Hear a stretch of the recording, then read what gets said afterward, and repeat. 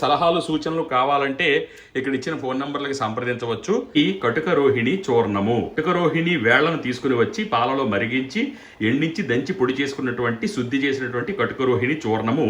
ఇది ఒక 6 గ్రాములు వేసుకోవాలి. అలాగే ఇందులో తెల్ల తెగడ చూర్ణము, ఇది మీకు ఆయుర్వేద మూలికలు అమ్మే ప్రదేశాల్లో తెల్ల తెగడ చూర్ణం కూడా లభిస్తుంది. ఇదిగో చూడండి, ఇది 12 గ్రాములు వేసుకోవాలి. కాబట్టి సుఖ విరోచనం అవడానికి అవకాశాలు ఎక్కువగా ఉంటాయి. మలబద్ధకాన్ని కూడా తగ్గించడంలో ఇది సహాయపడుతుంది.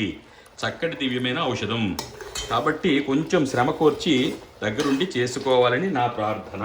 చూడండి, సైంధవ లవణము, పింక్ సాల్ట్, ఇది పొడి చేసి సిద్ధం చేసుకున్నాను. ఇది కూడా ఒక 12 గ్రాములు ఇందులో కలుపుకోవాలి.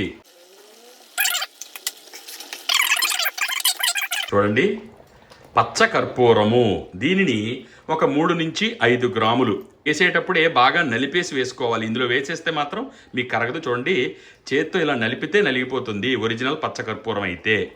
మామూలుగా నలగట్లేదు అంటే అది కొంచెం గట్టిగా ఉంది అంటే ఒరిజినల్ కాదని అర్థం. చూడండి, పచ్చకర్పూరానికి ఇలా చేత్తో నలిపితే నలిగిపోయే గుణం ఉంటుంది, మంచి సువాసన కలిగి ఉంటుంది.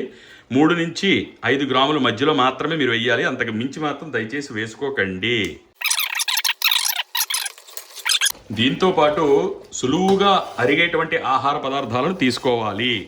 రాత్రి ఎప్పుడు కూడా 7 గంటల సమయంలో మాత్రమే ఆహారాన్ని, సులువుగా అరిగే ఆహార పదార్థాలను స్వీకరించాలి. ఇదిగో చూడండి, ఇదే పచ్చగా బంగారంలా మెరిసిపోతున్నటువంటి ఇదే సునాముఖి ఆకు చూర్ణము. విరోచనాలు కాని వారికి దివ్యమైన ఔషధంగా పనిచేస్తుంది. కానీ కేవలం సునాముఖి ఆకు చూర్ణాన్ని మాత్రమే రెగ్యులర్గా వాడకూడదు. కొన్ని ఔషధాలను ఇందులో మిక్స్ చేయవలసి ఉంటుంది. అది మీరు వైద్య సలహాతో మాత్రమే పాటించండి. కాబట్టి 500 గ్రాములు అంటే 1/2 కేజీ సునాముఖి ఆకు చూర్ణాన్ని ఇందులో వెయ్యాలి.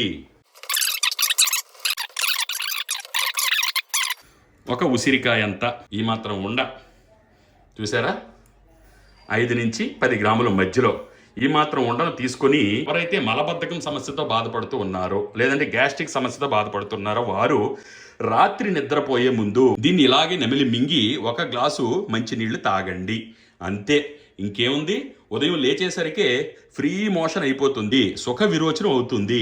అలా రోజు 1 నెల రోజుల పాటు దీన్ని వాడినంతనే మీకు సుఖ విరోచనం అవ్వడము, మలబద్ధకం తగ్గడం అనేటువంటి అంశాలను గమనిస్తారు. కాబట్టి దివ్యంగా మీరు ఇంట్లోనే తయారు చేసుకొని నవరత్న సంజీవనిని వాడుకోవాలని మా ఉద్దేశము.